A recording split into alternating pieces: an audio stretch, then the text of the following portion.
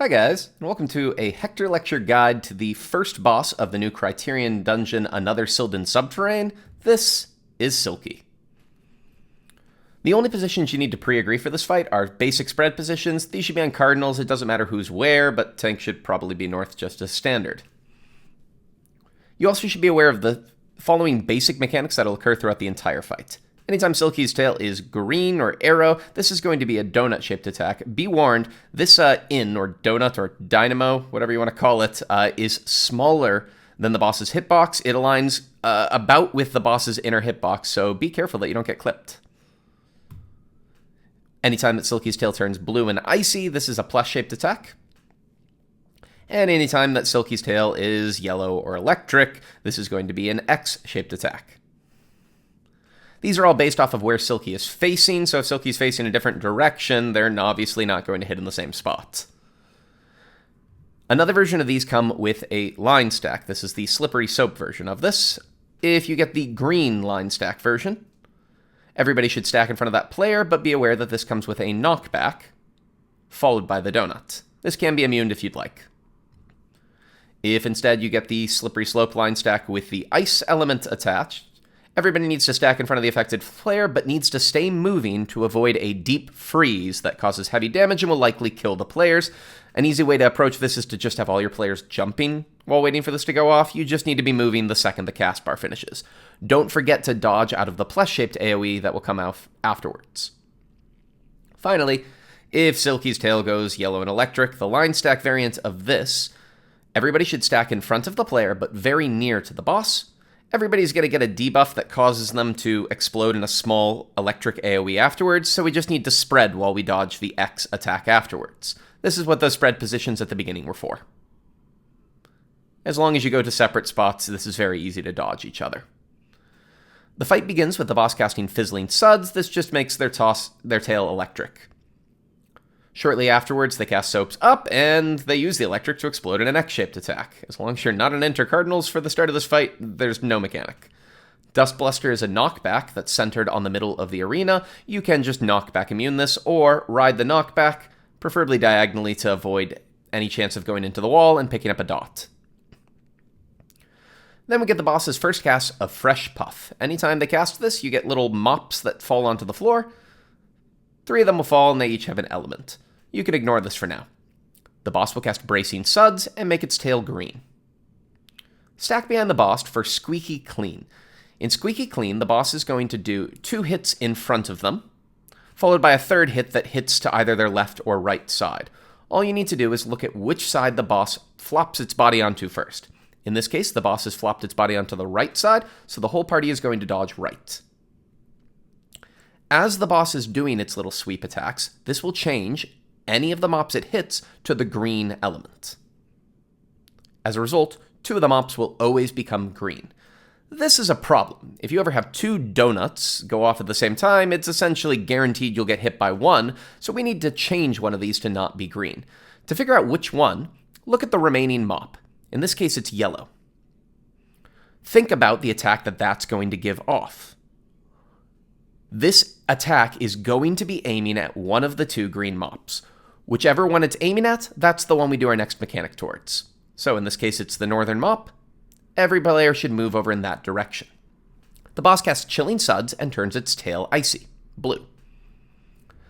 Immediately afterwards, you get Slippery Soap, so we get a line stack. Whichever player is targeted needs to make sure that they're the furthest player from the boss and also behind the green mop to make sure that we turn it to blue.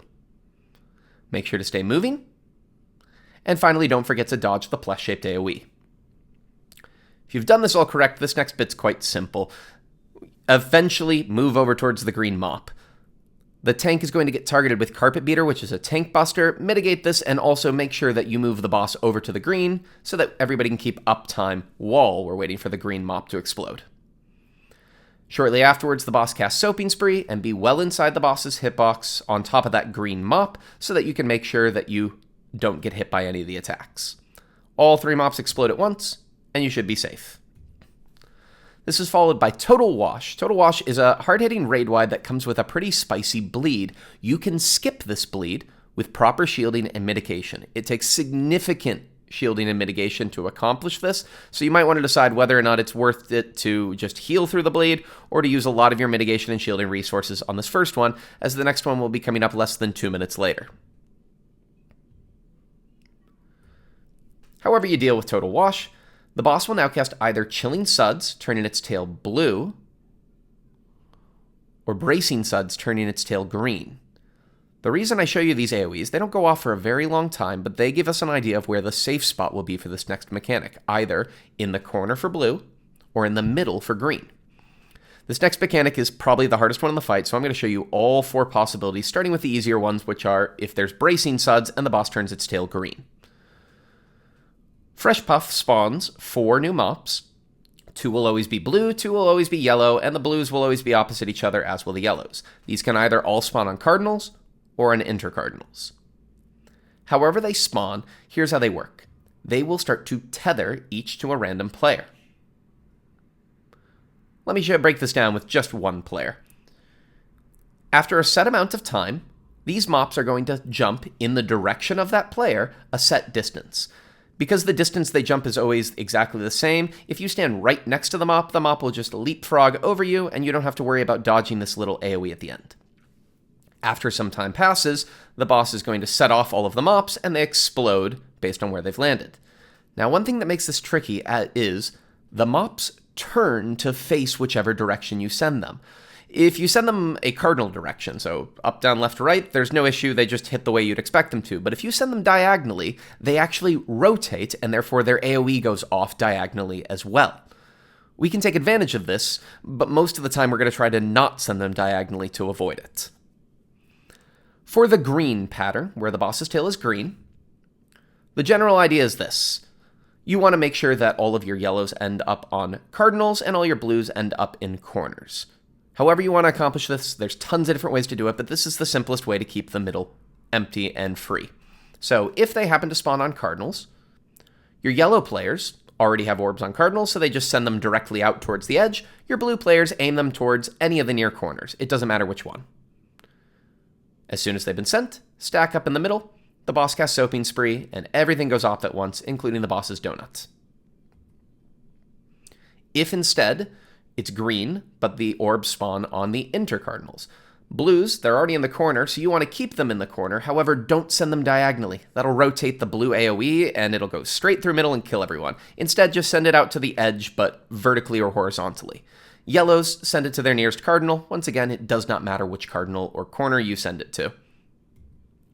Stack up middle, and after Soaping Spree, everything goes off, and once again, the middle is kept perfectly safe.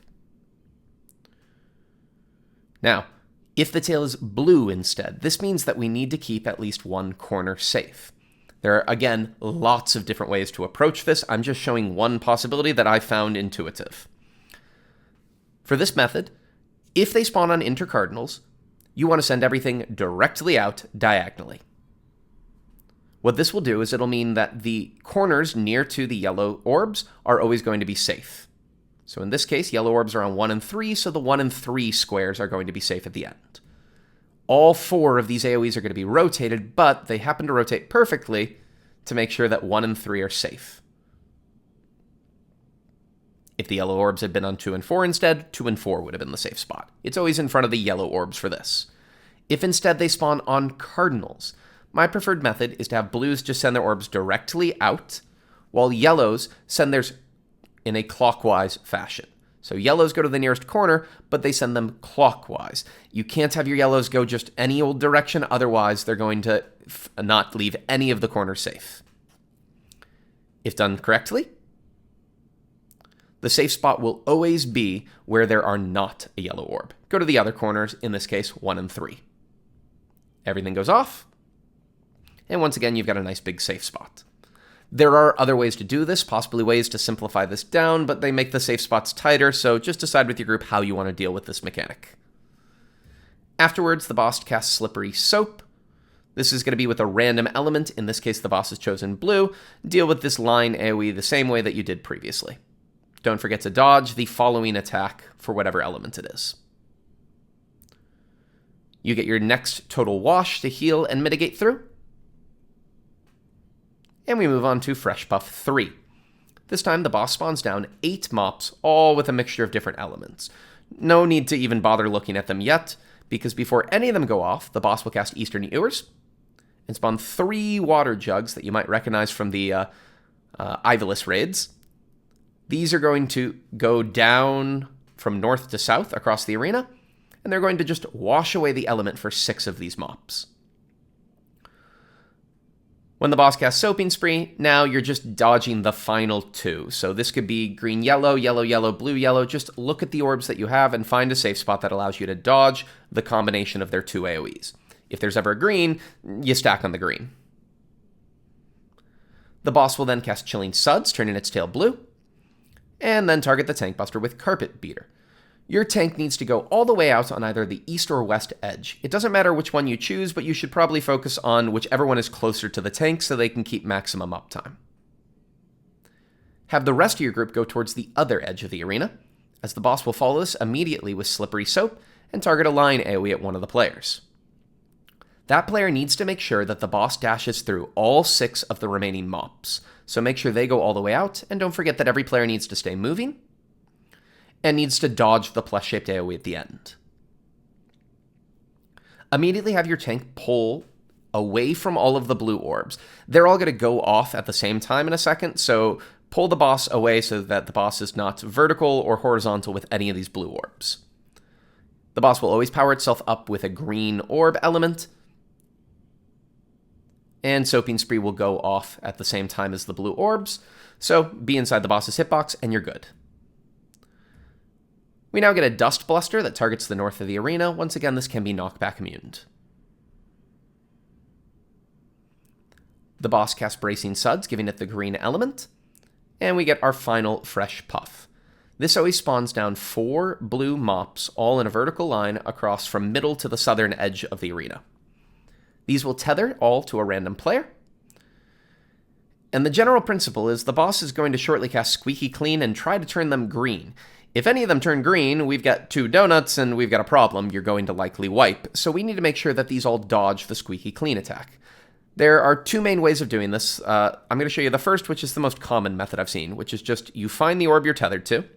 As the boss starts casting Squeaky Clean, stack right on top of it. And as soon as you see which side is safe, so in this case, the boss has landed right, so we're all going to move right, you stand just to the right of your orb, so you send it directly right. Be aware, you need to be careful not to send them diagonally, because if 2 orbs land too near to each other, they will explode, wiping the raid.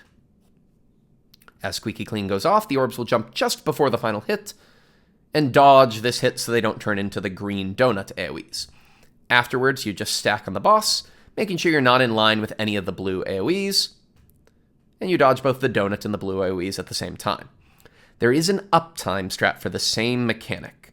In this version, when all of the blue mops drop, instead of going and finding your orb so that tanks and melees can keep uptime, you just stack directly underneath the boss. As Squeaky Clean gets cast, as soon as you see which side is safe, you move 1 tile opposite in that same direction onto the corner. If you stack perfectly on that corner, all together, the orbs are all going to jump at the exact same angle so they won't overlap. You will have to move to dodge the AoE, and it's quite a quick dodge there. But none of them will get turned green, and you've kept full uptime. Be aware, the safe spot on the boss now is very small. You need to be directly north of the boss, and you need to be still within that donut, leaving you a very tiny area for you to dodge, but there is room for you to dodge. There's a total wash raid-wide, and from here on, it's all repeated mechanics. I recommend pulling the boss middle here just to make it so that it's simpler to know where you go in case you get the lightning spread version of what's next, but you don't have to, because all that's going to happen is back-to-back line AoEs. These can be random elements, either electric, ice, or the wind, and you deal with them as I showed at the beginning of the video. In this case, it's an electric one, so the group are going to stack in front of the player that's affected, and then immediately spread towards their agreed position. There's a second one of these. Again, a random element is going to go onto the boss. These can be the same back-to-back, and deal with it exactly as I showed at the beginning. Here it's the knockback version. Don't forget the follow-up attack. When all is said and done, the boss will finish off with 1 final slow cast of Total Wash, which serves as the Enrage. Kill the boss before this goes off, and you have cleared the first boss of the new Criterion dungeon. don't clear it in time, and it's a wipe. Thank you guys so much for watching. I hope you found this useful. Be aware, if you're trying to try the Savage version of this dungeon, all of the mechanics are exactly the same. Nothing changes. It's just an increase in the amount of damage that goes out and a bit stricter on the time limit for the whole dungeon. So hopefully you'll find this and some of the more optimized strats like the Uptime strat useful if you're trying to go for the clear there. As always, any tips, suggestions, comments, let me know in the comment section. Really would like to hear. Thanks so much, guys. Take care.